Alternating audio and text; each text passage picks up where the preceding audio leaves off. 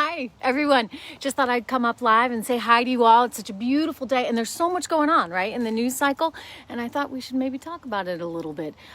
Two women, both very qualified, great candidates in the lead right now, which is pretty exciting. Let me see if I'm doing this right. Am I supposed to share this with friends? I'm sharing it, I think, with everybody. Let's see. It's asking me to do that. John, welcome. I've got two Johns here. Welcome to both of you. It's good to see you here. So anyway, again, two really terrific women, one of whom, Amy Coney Barrett, out of Illinois, is a mother of 7. Can you imagine? I mean, like, I think about that sometimes because, my father grew up in a family of 8, and I think, wow, your mom, like, how did she ever do it? 8 kids. And by the way, that was her primary job, right? She wasn't working too. She was a mother to 8. This woman is a mother to 7, and she's got a big job on the courts, and, her husband works as well. So she blows me away. Super, super impressive. Watch her very carefully. The other one that we're keeping an eye on, and again, what a beautiful day it is outside here. I may actually go for a swim in the pool at some point if it continues being so nice. Anyway, the other one to keep an eye on is Barbara Lagoa. So Barbara Lagoa is out of Florida, and she was the first Hispanic woman to go onto the Supreme Court there in Florida. And she would be a really interesting pick, I think, because he's so close in Florida. Jack, welcome. John, welcome. Art, out in San Antonio, Texas. I was just down in San Antonio about a year ago. I took my little boy and we went to the Alamo. We really, really loved it. Had a great, great time. I was there to do some speaking and wound up getting a little history packed in as well at the same time. Joe, good to see you as well. Randy, wonderful to have you here. Tal, it's good to see you. John, everybody, thank you so much for tuning in. I just figured, you know what? There's so much going on right now. Normally I give you a little bit more of a warning and tell you I'm coming up live, but there's so much going on. I thought we should just talk about it a little bit. I'm curious to see what you guys are thinking in terms of Barbara, Amy. There's another woman that's in a possibility right now. She is a possibility, I should say. She's in contention, a 37-year-old, but she doesn't have quite as much of a track record. So I suspect it's really going to be one of these two women, and I do suspect that he's going to come forward with an announcement early this week, of course, after Ruth Bader Ginsburg is buried. That's the tough thing about this, right? You think about it, if you're her family, it's just so hard. The minute, she's gone, immediately the conversation becomes so politicized. And, unfortunately, that's just the reality, I guess, of being a Supreme Court justice. A lot of people are saying, well, the president should not be picking someone right now. He should wait. Right? He should wait until the election's over and let the new president do it, if there's a new one, if it were Joe Biden, and the new Senate, etc. And I'm like, no way. Thank you, Gregory. Glad I'm looking good. Brad, good to see you. Hello, Brenda, Al, welcome. Jeff, thank you so much. Love you guys too. And I miss you so much too. But there is so much going on, and that's why I just want to keep in contact with you. If you're not listening to the podcast, make sure you do download it and you subscribe to Trish Intel. It's free. It's on my website, trishintel.com. You can get it on Spotify. You can get it on Apple iTunes, Google Podcasts, iHeartRadio. Trish Intel is the name of the show, and I'm there every day with you, as well as, doing a few of these things along the way too, because I think it's important and it's fun. And you got to go check out my website, trishintel.com, because all the things that I'm watching in the news, they are all there, and I'm putting them up there every single day for you, writing opinion pieces and making sure that you've got the news there. Because, look, I think the reality is it's hard to trust some of the news sources out there. And, you can rely on me. I'm always going to tell you the truth. That I don't care what those institutions have to say. Never have, and I never will. So it's just me and you. Hello in Puerto Rico. Buenos dias in Puerto Rico. It's good to see you all tuning in. Richard, thank you so much. I appreciate it.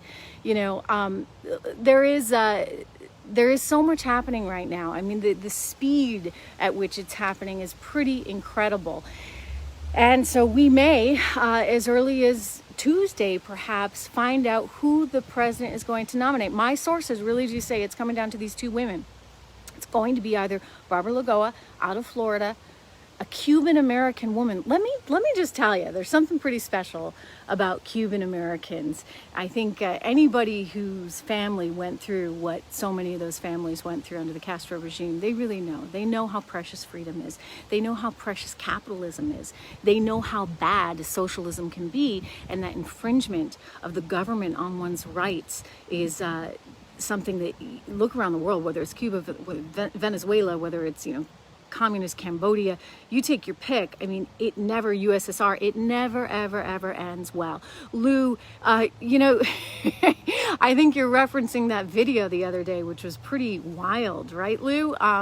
Where nobody could mention George Soros's name. George Soros is a big contributor to a lot of Democrat campaigns. That's a fact. I'm not sure why you're not supposed to talk about that, but nonetheless, I'll say it. He is a big contributor to a lot of Democrat campaigns.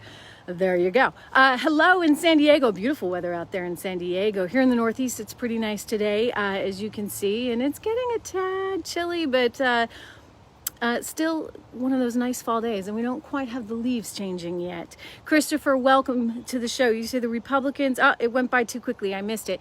Dean, thank you. Thank you for saying that. And Phil, thank you for saying that as well. I am here for America. I am always here for America, and I'm here for you guys.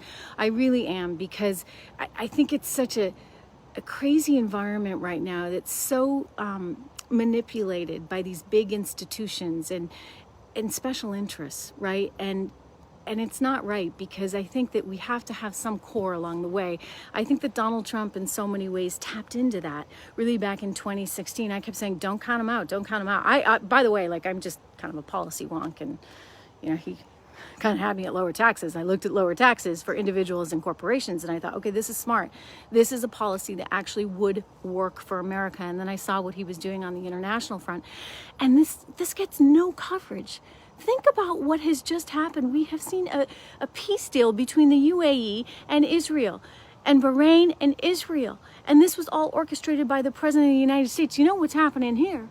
You're seeing increasingly that Iran is getting squeezed. And you know that I just did that speech and emceed that event, that international summit on Iran just the other day, on Friday actually, and we were talking about how essential and important it is to bring freedom and to bring democracy to the people of Iran, to bring freedom to the women of Iran. I mean, you shouldn't be tortured because of your beliefs. I mean, Iran is in a very, very bad place right now because of the regime there, and it does need to change. But there's a chance that could happen because of this president's policies. So I get that, he doesn't necessarily, meet everyone's litmus test in terms of, being exactly what they want or saying exactly the right thing at the right time.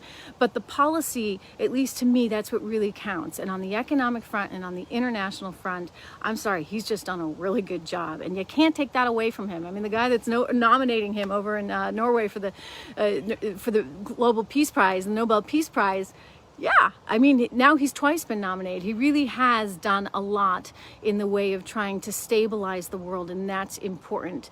Iowa, I love Iowa. Although, full disclosure, you know what? I'm a New Hampshire girl, so we have a little bit of this competitive thing with Iowa, first in the nation and all that. But you know what the truth is? We have a lot in common, the folks out in Iowa and the folks in New Hampshire, because they think we're all sort of true blue, and we are who we are, and we're not easily swayed, shall we say, by some of the superfluous things in life. Dan, it's good to have you here. Deborah, thank you so much. I will keep speaking up. Listen, that's the one thing you guys can always count on from me, is that you will get the pure, honest truth, at least how I see it. That's all I can do, right? I can only be me, and I can't, I won't compromise in that way. I'm not about to change an opinion just because a big organization would like me to. I say what I say, and I mean it. And occasionally it gets me into trouble, but that's okay, because those are risks I will always take for you. And speaking of risks that I have taken, I stand by everything I said, in that coronavirus has been politicized. That was my point. It was misconstrued by the left, but they do what they want to do. but I always said it was highly politicized, and it has been, it continues to be, right? The idea that they shut down our entire economy. They just shut it down, and they inflicted so much pain. And you know what? There were ways to handle that, and there were ways to handle that. The answer was not to just shut everything down.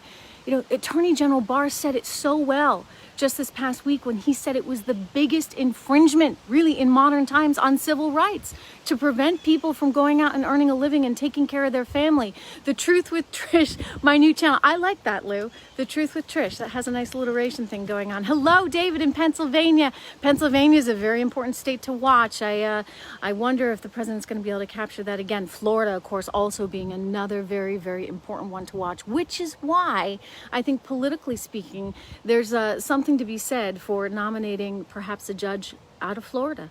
We'll see. I mean, if he picks her, that could be very beneficial to him with Florida voters.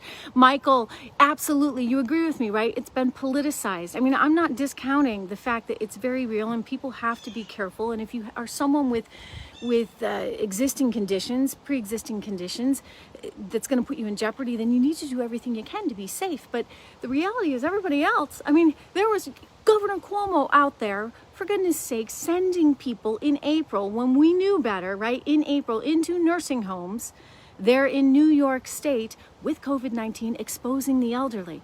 And yet he shuts down all of New York City, where you have a lot of young people going to work. I mean, keep the young people that can going to work. Do what you need to protect the older people, because I'm sorry, you need a strong economy. You need a strong economy to fight this thing. That is the reality of it. Eddie, I love you guys too. It's so good to see you. Ed, welcome to the show. Danny, James, so good to have you guys all here. And Michael, Englis Vargas, thank you so much for watching. It's good to see you on this Sunday afternoon on this absolutely beautiful day. I hope you guys are enjoying the weather wherever you are. I hope it's good weather. I know how challenging things have been out on the West Coast, and I send my love to anybody out there that's dealing with all those horrible fires and those concerns right there. But anyway, it's good to see you today, and let's do this again.